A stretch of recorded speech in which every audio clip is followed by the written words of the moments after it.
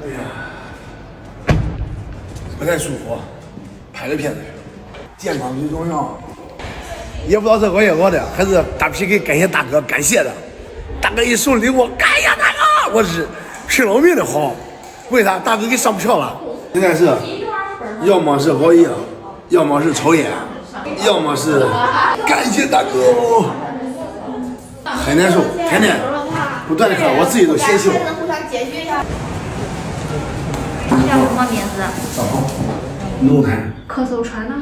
有吗？咳嗽？有，就前几天，只要一不管是午觉还是晚觉，往床上一躺，哎，都是咳上1小时，躺着都是咳的。就是我认为还是熬夜，熬的。有时候直播完，昨天都3点半还没睡着嘞，1点2点下的播，3点半都没睡着。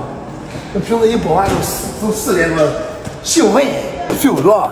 那天没上晚，前天晚上我靠，做梦见大皮给反正打一块去了，哎呦，给怪的跟春梦一样。结果我一摸没事没跑，我以为跑马了嘞，越南不得了，不是，调整一下，少熬夜，少吸烟，少喝酒。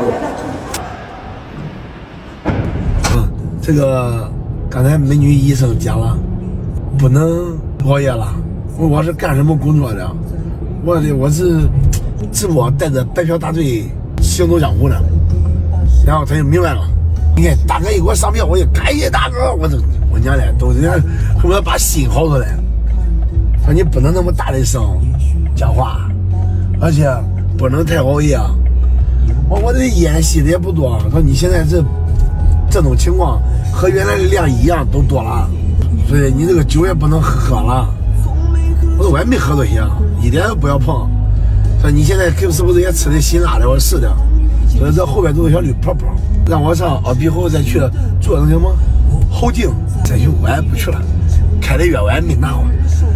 听到白衣天使对我这几句关心就足够了，应该明天就好了。我现在就缺爱。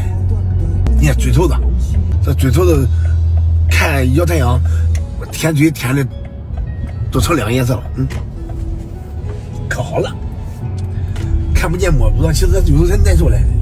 有人说都立正了，能不立正我关键好看的谁不迷糊？我是个正常人，多少有点反应。